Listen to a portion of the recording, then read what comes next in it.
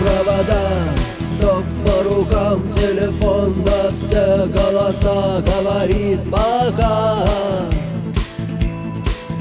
Пора.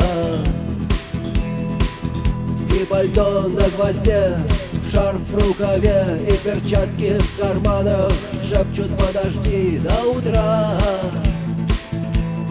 до утра. Но странный стук зовет дорогу. Может, сердце, может, стук в дверь. И когда я обернусь на пороге, я скажу одно лишь слово: верь.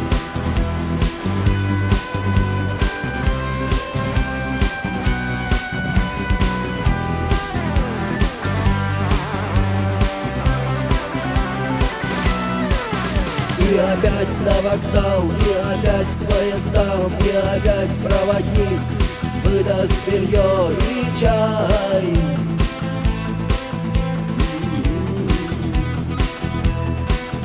И опять не усну, и опять сквозь грохот колес мне послышится слово: